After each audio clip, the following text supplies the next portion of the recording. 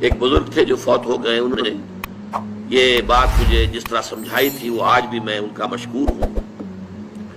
کہ دنیا میں عام قاعدے قانون کے تحت بھی کسی سے کچھ کہنا کہ بھائی میرا یہ کام آپ کر دیجئے، آپ کر سکتے ہیں،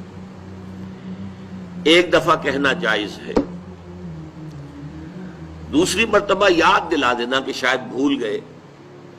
وہ بھی جائز ہے، تیسری مرتبہ کہنا شرک ہو جائے گا،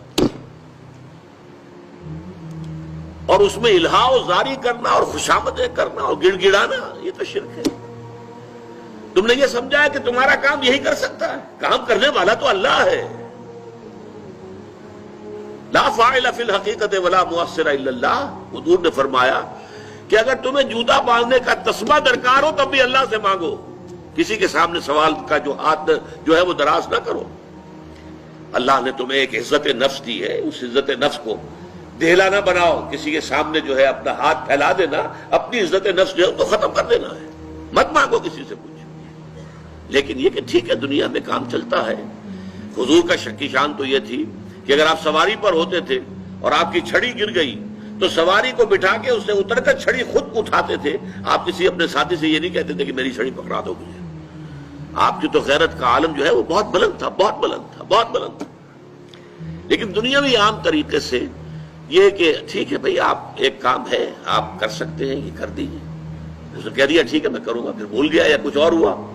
دوسری مرتبہ یاد دہانی کرا دی، تیسری مرتبہ جو ہے انہوں نے کہا کہ پھر اس میں شرک کی بو آنے لگتی ہے کہ معلوم ہوتا ہے کہ آپ نے سمجھا ہے کہ اسی کو اختیار حاصل ہے، یہی مقتدر ہے،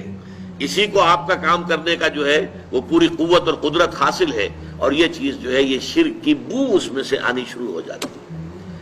لیکن یہ ہے معاملہ سارا جو اسباب عادیہ کے تحت،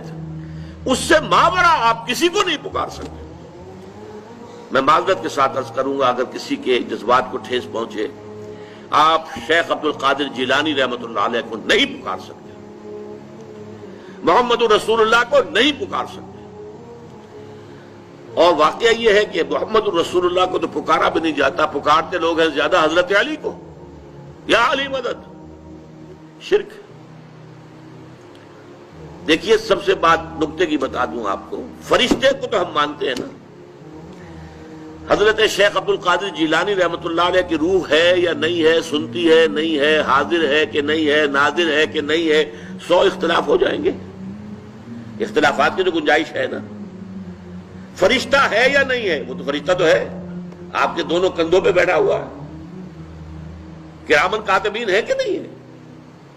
یرسل علیکم حفظہ، آپ کے جو باڈی گارڈ اللہ فرشتہ نہیں بھیجتا،